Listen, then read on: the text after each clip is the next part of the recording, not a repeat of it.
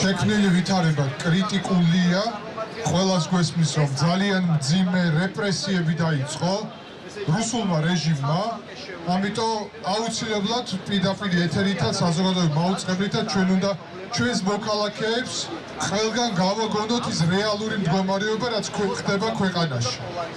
პირველ რიგში აბსოლუტური ტყუილი არის, რასაც ქადაგებს დღეს რუსული რეჟიმი, როდესაც აცხადებს ეგრეთ წოდებული ნაცმაიდანის შესახებ. ერთადერთი ვინც აღვივებს ძალადობას დღეს არის სწორედ ეგრეთ წოდებული ხელისუფლება, ჯგუფი ადამიანთა, რომელთა მოიტაცეს საქართველოში ხელისუფლება, გააყალბეს არჩევნები რუსი ოლიგარქი ივანიშვილის ხელმძღვანელობით და ამის შედეგად ბანდიტების ჯგუფები შექმნეს საქართველოში. ჩვენ ხედავთ, რომ ქუჩებში დადიან ნიღბებით ადამიანები, პირდაპირ ბანდები, რომლებსაც ფარველობს შინაგან საქმეთა სამინისტრო. ეს არის კატასტროფული მდგომარეობა, რადგანაც ჩვენი სამშობლო, ჩვენი ქვეყანა ყველასთვის, რომელიც ძვირფასია, მიექანება ივანიშვილის ამ რეჟიმის მიერ სამოქალაქო დაპირისპირებაში. ერთი მხრივ რეჟიმი, მეორე მხრივ მოსახლეობის მთლიანი ნაწილი. აქ ძალიან პრინციპულად უნდა ვთქვათ, რომ ეს ძალადობა მიზნად ისახავს სწორედ იმ პროპაგანდის გაღვივებას, რომელიც ვრცელდება. პირველ რიგში, რაზე საუბრობთ ჩვენ? აბსოლუტური ტყუილი არის, რასაც ქადაგებს ეგრეთ წოდებული პრემიერ-მინისტრი კობახიძე.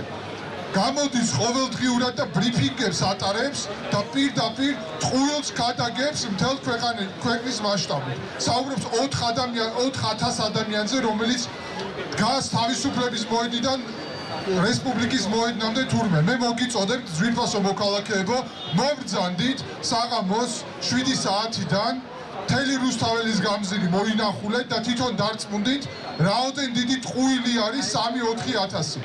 ათობით ათასი, 100,000-მდე ადამიანი იკრიბება რეგულარულად ყოველ დღე და ეს მხოლოდ თბილისზე არის საუბარი. და ასევე დღეს გაჟღერდა, რომ თურმე პირობები არიციან და ამ მანიფესტაციებს არ აქვს მოთხოვნები. აბსოლუტური სიცრუეა, თუმცა ჩვენ არ გვიკვირს კობახიძის და საერთოდ მთელი რუსული ამ რეჟიმის ტყუილები. რადგანაც პირობები არის გასაგები და ნათელი, ყველა აბსოლუტურად თანხმდება ამაზე. პირველი, შეწყვიტეთ საბჭოთა ტიპის რეპრესიები ამ ქვეყანაში. დაუყოვნებლივ შეწყდეს პოლიტიკური დევნა და ძალადობა თბილისის ქუჩებში. სისხლიანი ტერორი, რომელიც მოგვიწყეთ თქვენ. ეს არის დანაშაული, რომელსაც თქვენ ჩადიხართ ყოველ დღე. ეს არის პირველი მოთხოვნა. მეორე მოთხოვნა, დაუყოვნებლივ გამოუშვით ასობით 300 ადამიანზე მეტი არის პოლიტიკური პატიმარი საქართველოში.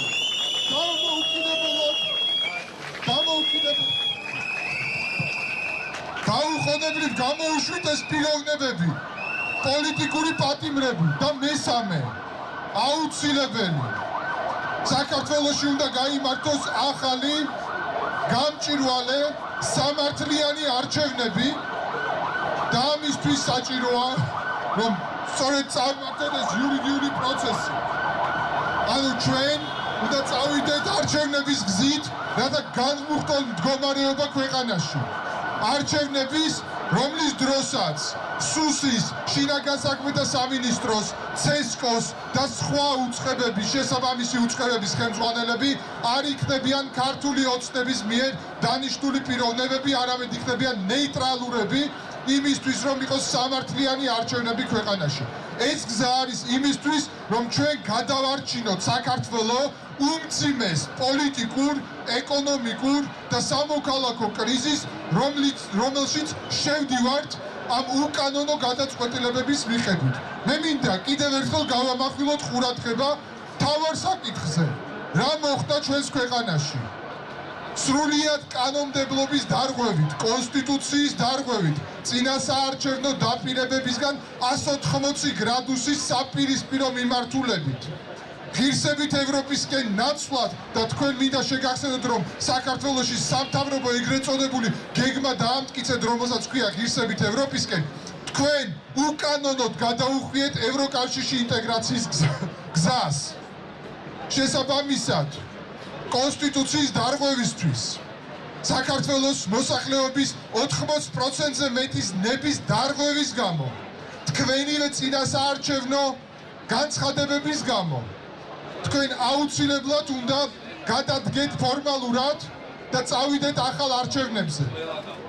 მე მინდა შეგახსენოთ ყველას, რომ ბარიერ გადალახული 5 პოლიტიკური ძალიდან ყველას უდევს ევროკავშირის ინტეგრაციის საკითხი დღის წესრიგში. მაგრამ ერთადერთი აღმოჩნდა პარტია ქართული ოცნება, რომელმაც პირველივე თავისი ნაბიჯით გადაუხვია ამ გზას და საქართველოს მოსახლეობამ ხმა მისცა სწორედ ამ 5 პოლიტიკურ ძალებს და ყველა მათგანი აცხადებდა წინასაარჩევნოდ, რომ ევროპისკენ მიდის. შესაბამისად, არსებობს საზოგადოებაში კონსენსუსი იმის თაობაზე, რომ ჩვენ მივდივართ ევროპაში და ერთადერთი ვინც არღვევს ამ კონსენსუსს არის ის პოლიტიკური ძალა ბიძინა ივანიშვილის მეთაურობით, რომელმაც უკანონოდ გადაუხვია ამ გეზს. სწორედ ამიტომ მოთხოვნები ნათელია და ჩვენ გავაგრძელებთ ამ პროტესტს, ამ წინააღმდეგობის მოძრაობას რუსული მცოცავი ოკუპაციის წინააღმდეგ დანარჩენ 80%-ში საქართველოს დროშის ამოფარებით, საქართველოს სახელმწიფო ინსტიტუტების გამოყენებით, საქართველოს კონსტიტუციური ორგანოების ოკუპაციით, დღეს ოკუპირებული არა მხოლოდ აფხაზეთი და ცხინვალის რეგიონი, არამედ ოკუპირებულია რუსეთის მიერ საქართველოს აღმასრულებელი ხელისუფლება, საქართველოს საკანონმდებლო ხელისუფლება, საქართველოს სასამართლო ხელისუფლება და რუსეთი დღეს ანადგურებს და ახშობს დამოუკიდებელ მედიას, დამოუკიდებელ სამოქალაქო საზოგადოებას, პოლიტიკურ პარტიებს თავისუფალს და პირდაპირი გაგებით ახშობს ხალხის ხმას. ანადგურებს საქართველოში დემოკრატიას. ის რომ ახშობს ამას, შეგიძლიათ დარწმუნდეთ იმაში, როგორც ძალადობს რეჟიმი. კატასტროფა იმის დანახვა, რომ 20 წლის ახალგაზრდები დღეს რეჟიმი მათ მტრად აცხადებს, როდესაც ამ ქვეყნის მომავალია ეს ახალგაზრდობა, რომელიც მზად არის გაწიროს საკუთარი თავი იმისთვის, რომ დაიცვა საქართველო და იმისთვის, რომ საქართველო იყოს ევროპული ოჯახის ღირსეული წევრი. და როდესაც ჩვენ ვამბობთ ევროპული ოჯახის, ეს არა მხოლოდ დაბრუნება იქ, რომლის ოჯახის ნაწილი ჩვენ ყოველთვის ვიყავით და ვართ.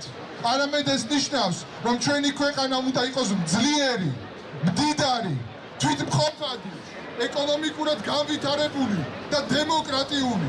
ევროკავშირის მოთხოვნები სწორედ ეს არის და ეს არის რაშიც ევროკავშირის დახმარება გვჭირდება. ასე რომ მოლაპარაკებების გახსნა ევროკავშირის მხრიდან კი არ უნდა იყოს. ჩვენ უნდა შევასრულოთ ყველაფერი, რაც საჭიროა იმისთვის, რომ მზად ვიყოთ წევრობისთვის. და აშკარა არის, რომ თქვენ ამის სურვილი არ გაქვთ, ამიტომაც ახალ არჩევნებზე ხალხი ხმას მისცემს იმ პოლიტიკურ კონფიგურაციას, რომელიც საქართველოს გააწევრიანებს ევროკავშირში ძალიან მალე, რადგანაც ეს უნიკალური საშუალება, რომელიც ახლა გაიხსნა, ამით ჩვენ უნდა ვისარგებლოთ და მალევე გავხდეთ ევროკავშირის წევრი სახელმწიფო. მადლობა.